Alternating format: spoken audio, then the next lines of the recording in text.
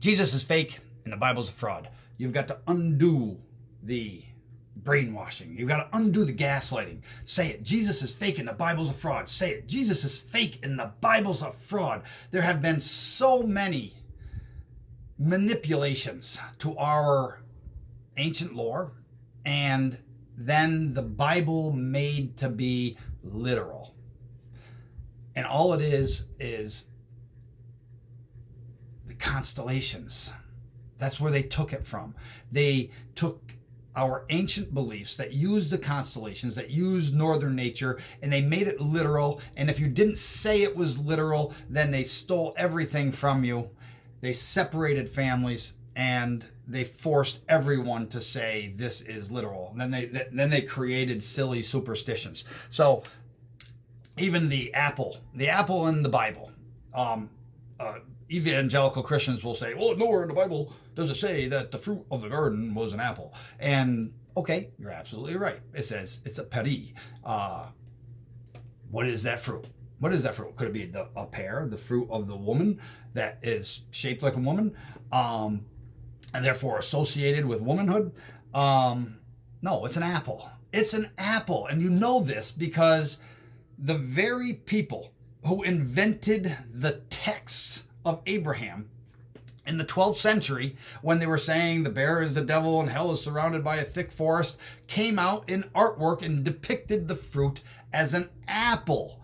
And so therefore, you know, without doubt, the people who invented the text also invented the fruit, and it's an apple. And one of the names of our bear is apple of the forest. So even the fruit being assigned has got to do with the spirit animal of our bear, who was venerated and called ancestor and many other names. And let's get into some of these stories that expose Abraham. We have the story of Jesus walking on water, and then when Peter tried, he sank. When Peter tried, help me, Jesus, I'm sinking. Peter sank, and Jesus pulled him back up and said, it's a story told to try to convince people that, you can do anything with Jesus, but if you don't have faith, you're going to fail. Again, you worthless worm. So, if we go to the springtime sky, we see both Jesus and Peter. Jesus, remember, is a summertime dancing happy hero.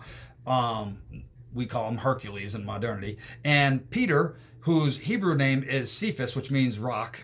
Say, Peter sank like a rock.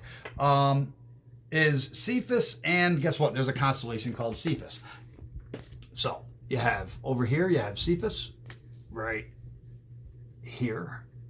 And on the other side, you have the happy dancing figure called Jesus or Hercules right there.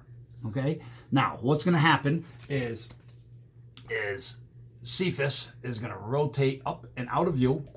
Help me, I'm sinking, help me. He's going to go out of view. And then this happy dancing figure over here is going to walk on the water. He's going to come all the way right across the middle. That's where he gets crucified in a different story.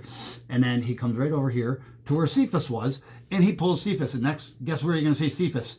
Now, this is the springtime sky. So if you turn to the summertime sky, you should see Cephas over here. And lo and behold, summertime sky, and you have Cephas is over here. So that's all it is. That's all that story is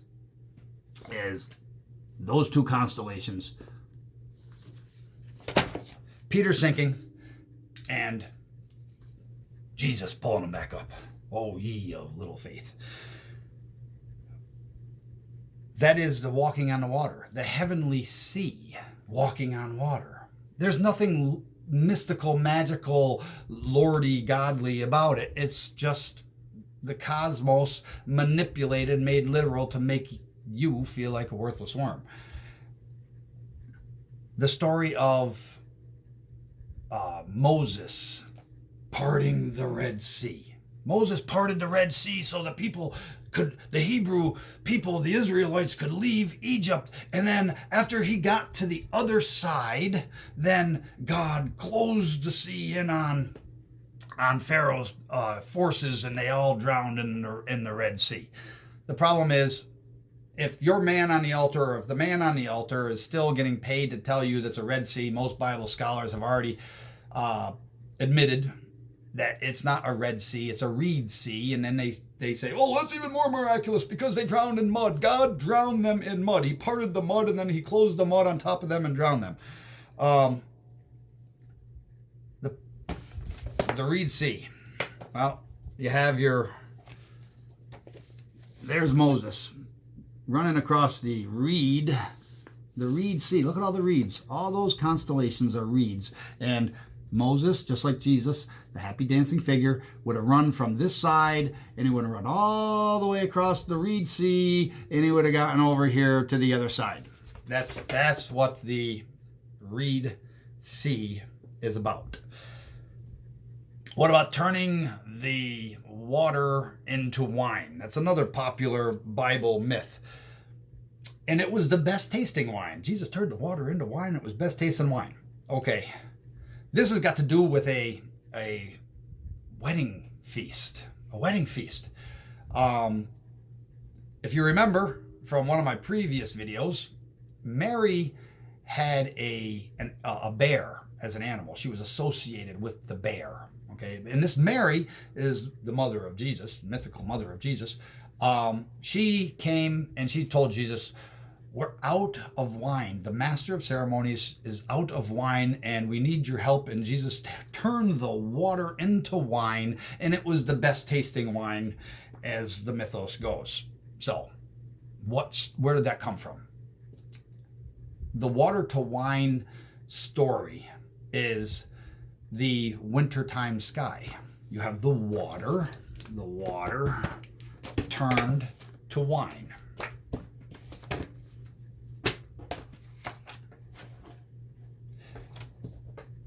In the winter, the sun skirts the horizon.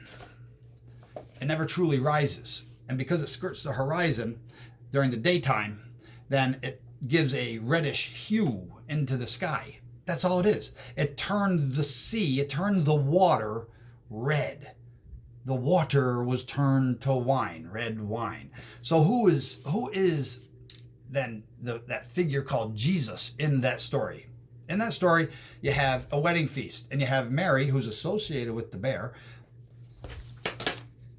tell her son that we're out. So Jesus is the bear in that story. That's the wintertime sky. The wintertime sky shows Jesus coming in. And he comes right in, and then this will be springtime. He'd be right over the top right here. And the sun skirts the horizon and turns the water into wine.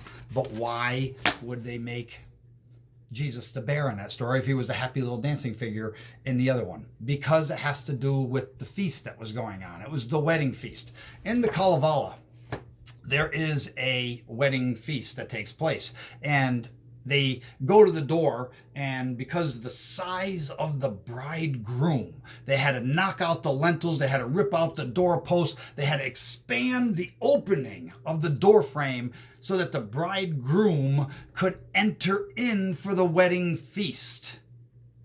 And that bridegroom in the Kalevala is a bear. So the bear is in play in the wintertime, and the sky is turned red, water to wine. And in a different part of that Abrahamic lore, it says that Jesus will come back and he'll have paps of gold.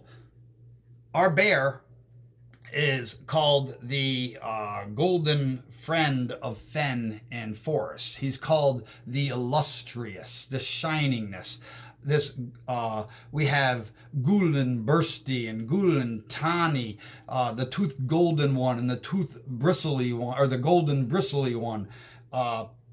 So this water to wine wedding feast is nothing more than the wintertime sky, and the Bible is nothing more than a fraud. Jesus is fake, and the Bible's a fraud.